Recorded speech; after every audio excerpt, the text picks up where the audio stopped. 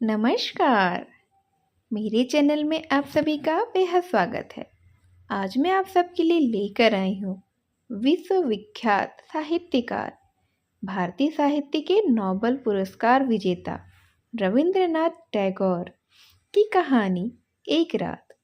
इसे सुनने से पहले आप मेरे चैनल को लाइक और सब्सक्राइब कर दीजिए। तो चलिए आइए शुरू करते हैं। एक ही पाठशाला में सुरबाला के साथ पढ़ा हूँ और बहू बहू खेला हूँ। उसके घर जाने पर सुरबाला की माँ मुझे बड़ा प्यार करती और हम दोनों को साथ बिठा कर कहती, वाह कितनी सुंदर जोड़ी है। छोटा था किंतु बात का अभिप्राय प्राय ही समझ लेता था। सुरबाला पर अन्य सर्वसाधारण की अपेक्षा मेरा कुछ विशेष अधिकार था। यह धारणा मेरे मन में बद्धमूल हो गई थी। इस अधिकार मद से मत्त होकर उस पर मैं शासन और अत्याचार न करता हूँ, ऐसी बात न थी। वह भी सहिष्णु भाव से हर तरह से मेरी फरमाइश पूरी करती और दंड वहन करती। मोहल्ले में उसके रूप की प्रशंसा थी, किंतु बर्बर बालक की दृष्टि में उस सौंदर्य का कोई महत्व नहीं था। मैं तो बस यही जानता था कि सुरबाला ने अपने पिता के घर में मेरा प्रभुत्व स्वीकार करने के लिए ही जन्म लिया है, इसीलिए वह विशेष रूप से मेरी अवहेलना की पात्री है। मेरे पिता चौधरी जमींदार के नायब थे। उनकी इच्छा थी मेरे काम करने योग्य होते ही मुझे जमींदारी सरिश्ते का काम सिखाकर कहीं गुमास्तागिरी लगा दें, किंतु मैं मन ही मन इसका विरोधी था। हमारे मोहल्ले के नील रतन जिस तरह भागकर कलकत्ता में पढ़ना लिखना सीखकर कलेक्टर साहब के नाज़ीर हो गए थे, उसी तरह मेरे जीवन का लक्ष्य भी अत्युच्च था। कलेक्टर का नाज़ीर न बन सका तो जजी अदालत का हेड क्लर्क तो हो जाऊंगा। मैंने मन ही मन यह निश्चय कर लिया था। मैं हमेशा देखता कि मेरे पिता इन अदालत जीवियों का बहुत सम्मान करते थे। अनेक अवसरों पर मछली तरकारी रुपये पैसे से उनकी पूजा अर्चना करनी पड़ती। यह बात भी मैं बाल्यावस्था से ही जानता था। इसीलिए मैंने अदालत के छोटे कर्मचारी, यहाँ तक कि हरकारों को भी अपने हृदय में बड़े सम्मान का स्थान दे रखा था। ये हमारे बंगाल के पूज्य देवता थे। 33 कोटि देवी देवताओं के छोटे छोटे नवीन संस्करण। कार्य सिद्धि लाभ के संबंध में स्वयं सिद्धिदाता गणेश की अपेक्षा इनके प्रति लोगों में आंतरिक निर्भरता कहीं अधिक थी। एतेव पहले गणेश को जो कुछ प्राप्त होता था वह आजकल इन्हें ही मिलता था। नील रतन के दृष्टांत से उत्साहित होकर मैं एक दिन विशेष सुविधा पाकर कलकत्ता भाग गया। पहले तो गांव के एक परिचित व्यक्ति के घर ठहरा। उसके बाद पढ़ाई के लिए पिता से भी थोड़ी बहुत सहायता मिलने लग गई। पढ़ना लिखना नियम पूर्वक चलने लगा। इसके अतिरिक्त मैं सभा समितियों में भी योग देता। देश के लिए प्राण विसर्जन करने की तत्काल आवश्यकता है, इस विषय में मुझे कोई संदेह नहीं था, किंतु यह दुस्साध्य कार्य किस प्रकार किया जा सकता है यह मैं नहीं जानता था। न इसका कोई दृष्टांत ही दिखाई पड़ता था, पर इससे मेरे उत्साह में कोई कमी नहीं आई। हम देहाती थे, कम उम्र में ही प्रौढ़ बुद्धि रखने वाले। कलकत्ता वालों की तरह हर चीज का मजाक उड़ाना हमने नहीं सीखा था। इसलिए हम लोग चंदे की किताब लेकर भूखे प्यासे दोपहर की धूप से दर दर भीख मांगते फिरते, किनारे खड़े होकर विज्ञापन बांटते, सभा स्थल में जोकर बेंच कुर्सी लगाते, दलपति के बारे में किसी के कुछ कहने पर कमर बांधकर मारपीट करने पर उतारू हो जाते। शहर के लड़के हमारे ये लक्षण देखकर हमें गंवार कहते। आया तो था नाजिर सर रिश्तेदार बनने, पर मैजिनी गैरीबाल्डी बनने की तैयारी करने गया। इसी समय मेरे पिता और सुरबाला के पिता ने एक मत होकर सुरबाला के साथ मेरा विवाह कर देने का निश्चय किया। मैं 15 वर्ष की अवस्था में कलकत्ता भाग आया था। उस समय सुरबाला की अवस्था 8 वर्ष थी। अब मैं 18 वर्ष का था। पिता के अनुसार मेरे विवाह की आयु धीरे धीरे निकलती जा रही थी, पर मैंने तो मन ही मन यह प्रतिज्ञा कर ली थी कि आजीवन अविवाहित रहकर स्वदेश के लिए मर मिटूंगा। मैंने पिता से कहा, पढ़ाई पूरी किए बिना तो मैं विवाह नहीं कर सकता। 2-4 महीने के बाद ही खबर मिली कि वकील रामलोचन बाबू के साथ सुरबाला का विवाह हो गया है। मैं तो पतित भारत की चंदा वसूली के काम में व्यस्त था। मुझे यह समाचार अत्यंत ही तुच्छ मालूम पड़ा। एंट्रेंस पास कर लिया था। फर्स्ट ईयर आर्ट्स में जाने का विचार था कि तभी पिता की मृत्यु हो गई। परिवार में मैं अकेला नहीं था, माता थी और 2 बहनें। एतैव कॉलेज छोड़कर काम की तलाश में निकलना पड़ा। बहुत कोशिशों के बाद नोआखाली डिवीज़न के एक छोटे से शहर के एंट्रेंस स्कूल में असिस्टेंट मास्टर का पद मिला। सोचा मेरे उपयुक्त काम तो मिल गया। उपदेश तथा उत्साह प्रदान करके प्रत्येक विद्यार्थी को भावी भारत का सेनापति बना दूंगा। काम आरंभ कर दिया। देखा भारतवर्ष के भविष्य की अपेक्षा आसन्न इम्तिहान की चिंता कहीं ज़्यादा की जाती थी। छात्रों को ग्रामर और एल्जेब्रा के बाहर की कोई बात बताते ही हेडमास्टर नाराज़ हो जाते। 2-1 महीने में मेरा उत्साह भी ठंडा पड़ गया। हमारे जैसे प्रतिभाहीन लोग घर में बैठकर तो अनेक प्रकार की कल्पनाएं करते रहते हैं, पर अंत में कर्म क्षेत्र में उतरते ही, कंधे पर हल का बोझ ढोते ही, पीछे से पूंछ मरोड़ी जाने पर भी सिर झुकाए सहिष्णु भाव से प्रतिदिन खेत गोड़ने का काम कर संध्या को भरपेट चारा पाकर ही संतुष्ट रहते हैं। फिर कूद फांद करने का उत्साह तो नहीं बचता। आग लगने के डर से एक न एक मास्टर को स्कूल में ही रहना पड़ता। मैं अकेला था, इसीलिए यह भार मेरे ऊपर आ पड़ा। स्कूल के बड़े 8 चाला से सटी हुई एक झोपड़ी में मैं रहता। स्कूल बस्ती से कुछ दूर एक बड़ी पुष्करणी के किनारे था। चारों ओर सुपारी, नारियल और मदार के पेड़ तथा स्कूल से लगे आपस में सटे हुए नीम के 2 पुराने विशाल पेड़ छाया देते रहते। अभी तक मैंने एक बात का उल्लेख तो किया ही नहीं, ना मैंने उसे उस योग्य ही समझा। यहाँ के सरकारी वकील रामलोचन राय का घर हमारे स्कूल के पास ही था और उनके साथ उनकी स्त्री मेरी बाली सखी सुरबाला थी। यह मैं जानता था। रामलोचन बाबू के साथ मेरा परिचय हुआ। सुरबाला के साथ मेरा बचपन में परिचय था। यह रामलोचन बाबू तो जानते थे या नहीं, मैं नहीं जानता। मैंने भी नया परिचय होने के कारण उस विषय में कुछ कहना उचित नहीं समझा। यही नहीं, सुरबाला किसी समय मेरे जीवन के साथ किस रूप में जुड़ी हुई थी, यह बात मेरे मन में ठीक तरह से उठी ही नहीं। एक दिन छुट्टी के रोज रामलोचन बाबू से भेंट करने उनके घर गया था। याद नहीं किस विषय पर बातचीत हो रही थी, शायद वर्तमान भारतवर्ष दुराव्यवस्था के संबंध में। यह बात न थी कि वे उसके लिए विशेष चिंतित और उदास थे, किंतु विषय ऐसा था कि हुक्का पीते पीते उस पर 1-1.5 घंटे तक यूं ही शौकिया दुख प्रकट किया जा सकता था। तभी बगल के कमरे में चूड़ियों की हल्की सी खनखनाहट, साड़ी की सरसराहट और पैरों की भी कुछ आहट सुनाई पड़ी।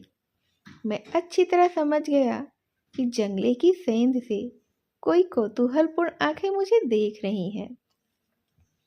मुझे तत्काल भी आंखें याद आईं, विश्वास, सरलता और बालसुलभ प्रीति से छलछलाती 2 बड़ी बड़ी आंखें, काली काली पुतलियां, घनी काली काली पलकें और स्थिर स्निग्ध दृष्टि। सहसा मेरे हथपिंड को मानो किसी ने अपनी कड़ी मुट्ठी में भींच लिया। वेदना से मेरा अंदर झंझना उठा था। लौटकर घर आ गया, किंतु वह व्यथा बनी ही रही। पढ़ना लिखना जो भी करता, किसी तरह मन का भार दूर ही नहीं हो पाता। शाम के समय में कुछ शांत चित्त होकर सोचने लगा कि आखिर ऐसा हुआ क्यों। उत्तर में मन बोल उठा, तुम्हारी वह सुरबाला कहाँ गई? मैंने कहा, मैंने तो उसे स्वेच्छा से ही छोड़ दिया था। वह क्या मेरे लिए ही बैठी रहती? मन के भीतर से कोई बोला, उस समय जिसे चाहते ही पा सकते थे, अब उसे सिर पटक कर मर जाने पर भी एक बार देखने तक का अधिकार तुम्हें नहीं मिल सकता। बाल्यावस्था की वह सुरबाला तुम्हारे कितने ही निकट क्यों न रहे, चाहे तुम उसकी चूड़ियों की खनक सुनते रहो, उसके बालों की सुगंध की महक पाते रहो, किंतु तुम्हारे बीच में एक दीवार बराबर बनी रहेगी। मैंने कहा, जाने भी दो, सुरबाला मेरी कौन है? उत्तर मिला, आज सुरबाला तुम्हारी कोई नहीं है, लेकिन सुरबाला तुम्हारी क्या नहीं हो सकती थी? सच बात है, सुरबाला मेरी क्या नहीं हो सकती थी? जो मेरी सबसे अधिक अंतरंग, सबसे निकटवर्तिनी, मेरे जीवन के समस्त सुख दुख की सहभागिनी हो सकती थी, वह अब इतनी दूर, इतनी पराई हो गई है कि आज उसको देखना और बात करना भी अपराध है। उसके विषय में सोचना पाप है। और यह रामलोचन न जाने कहाँ से आ गया। बस दो एक रटे रटाए मंत्र पढ़कर सुरबाला को पलक मारते ही एक झपटरे में धरती के और सब लोगों से छीन कर ले गया। रामलोचन के घर की दीवारों में जो सुरबाला थी, वह रामलोचन की भी अपेक्षा मेरी अधिक थी। यह बात मैं किसी भी प्रकार मन से नहीं निकाल पाता था। शायद यह बात असंगत थी, फिर भी अस्वाभाविक नहीं थी। तब से और किसी भी काम में मन नहीं लग सका। दोपहर के समय क्लास में जब छात्र गुनगुनाते रहते, बाहर सन्नाटा छाया रहता, नीम की निम्बोलियों की महक होती, तब भीतर कुछ होता। मन कुछ चाहता, मगर उसका रूप साफ न होता। स्कूल की छुट्टी होने पर अपने बड़े कमरे में अकेले मन न लगता, लेकिन यदि कोई मिलने चला आए तो भी मन बड़ा ही अझेल हो जाता। संध्या समय पुष्करणी के किनारे सुपारी नारियल के वृक्षों की अर्थहीन मरमर ध्वनि सुनते सुनते सोचता, मनुष्य समाज एक जटिल भ्रमजाल है। ठीक समय पर ठीक काम करना किसी को नहीं सोचता, बाद में अनुपयुक्त समय पर अनुचित वासना लेकर अस्थिर होकर मर जाता है। तुम्हारे जैसा आदमी सुरबाला का पति होकर आजीवन बड़े सुख से रह सकता था। तुम तो होने चले थे गैरीबाल्डी और अंत में हुए एक देहाती स्कूल के असिस्टेंट मास्टर, और रामलोचन राय वकील विवाह करके सरकारी वकील बनकर अच्छा खासा रोजगार करने लगा। जिस दिन दूध में धुएं की बू आती, वह सुरबाला को डांट देता, और जिस दिन उसका मन प्रसन्न रहता, उस दिन सुरबाला के लिए गहने बनवा देता। अपने मोटी थुलथुली देह पर अचकन डाले वह परम संतुष्ट रहता। वह कभी भी तालाब के किनारे बैठकर आकाश के तारों की ओर देखता हुआ आहें भरते हुए शाम नहीं गुजारता था। एक बड़े मुकदमे में रामलोचन कुछ दिन के लिए बाहर गया था। अपने स्कूल के भवन में मैं जिस तरह अकेला था, शायद उस दिन सुरबाला भी अपने घर में उसी तरह से अकेली थी। मुझे याद है, उस दिन सोमवार था। सवेरे से ही आकाश में बादल थे।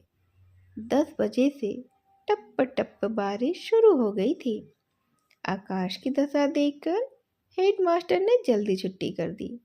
काले काले मेघ सारे दिन आकाश में घूमते रहे। दूसरे दिन तीसरे पहर से मूसलाधार बारिश शुरू हुई और आंधी चलने लगी। ज्यों ज्यों रात होने लगी, बारिश और आंधी का वेग भी बढ़ने लगा। पहले पुरवैया चल रही थी, फिर उत्तर और उत्तर पूर्व की ओर से हवा बहने लगी। उस रात सोने का प्रयत्न करना व्यर्थ था। ख्याल आया, इस दुर्योग के समय सुरबाला घर में अकेली है। हमारा स्कूल भवन उनके घर की अपेक्षा कहीं अधिक मजबूत था। कई बार मन में आया उसे स्कूल भवन में बुला लाऊं और मैं पुष्करणी के किनारे रात बिता लूं, किंतु किसी भी तरह से तय नहीं कर पाया। रात 1-1:30 पहर गई होगी कि सहसा बाढ़ आने की आवाज़ सुनाई पड़ी। समुद्र बढ़ा आ रहा था। घर से बाहर निकला, सुरबाला के घर की ओर चला। रास्ते में अपनी पुष्करणी का किनारा पड़ा। वहां तक आते आते पानी तो मेरे घुटनों तक पहुंच गया था। मैं ज्यों ही किनारे पर जाकर खड़ा हुआ, त्यों ही एक और तरंग आ पहुंची। हमारे तालाब के किनारे का एक हिस्सा लगभग 10-11 हाथ ऊंचा था। जिस समय मैं किनारे पर चढ़ा, उसी समय विपरीत दिशा से एक और व्यक्ति भी चढ़ा। व्यक्ति कौन था? वह सिर से लेकर पैर तक मेरी संपूर्ण अंतरात्मा समझ गई, अच्छे से समझ गई थी, और उसने भी मुझे पहचान लिया था। इसमें मुझे संदेह नहीं था। और तो सब कुछ डूबा हुआ था। केवल 5-6 हाथ के उस द्वीप पर हम दोनों प्राणी आकर खड़े हुए थे। प्रलय काल था। आकाश से तारे गायब थे। धरती के सब प्रदीप बुझे हुए थे। उस समय कोई बात करने में भी हानि नहीं थी, किंतु एक भी शब्द ना निकला। दोनों केवल अंधकार की ओर ताकते रहे। आज संसार छोड़कर सुरबाला मेरे पास आकर खड़ी थी। मुझे छोड़कर आज सुरबाला का कोई नहीं था। कब से बीते हुए उस शैशव काल में सुरबाला किसी जन्मांतर के बाद किसी प्राचीन रहस्यांधकार पर उतरती हुई इस सूर्य चंद्रालोकित जनाकीर्ण पृथ्वी के ऊपर मेरी ही बगल में आकर खड़ी हुई थी। जन्म स्रोत ने उस नवकलिका को मेरे पास लाकर फेंक दिया था। मृत्यु स्रोत ने उस विकसित पुष्प को भी मेरे ही पास ला फेंका। इस समय केवल एक और लहर की जरूरत थी, जो सदैव के लिए हमें एक कर देती। वह लहर ना आए। पति पुत्र घर धन जन को लेकर सुरबाला चिरकाल तक सुख से रहे। मैंने इसी रात में महाप्रलय के किनारे अनंत आनंद का स्वाद पा लिया। रात समाप्त होने को आई। आंधी थम गई, पानी उतर गया। सुरबाला बिना कुछ कहे घर चली गई। मैं भी बिना कुछ कहे अपने घर चला आया। मैंने सोचा, मैं नाजिर भी नहीं हुआ, सरिश्तेदार भी नहीं हुआ, गैरीबाल्डी भी नहीं हुआ। मैं एक टूटे फूटे स्कूल का असिस्टेंट मास्टर रह गया। मेरे संपूर्ण जीवन काल में केवल क्षण भर के लिए एक अनंत रात्रि का उदय हुआ था। शायद वही जीवन की एकमात्र चरम सार्थकता थी। यह थी रविंद्रनाथ टैगोर की प्रसिद्ध कहानियों में से एक कहानी, एक रात। इसे ध्यान से सुनने के लिए आप सभी का बेहद धन्यवाद। ऐसी ही और कहानियाँ सुनने के लिए आप मेरे चैनल को लाइक और सब्सक्राइब कर दीजिए। ऐसी और कहानियों के साथ मैं आपसे फिर से मिलने आऊँगी। तब तक के लिए नमस्कार।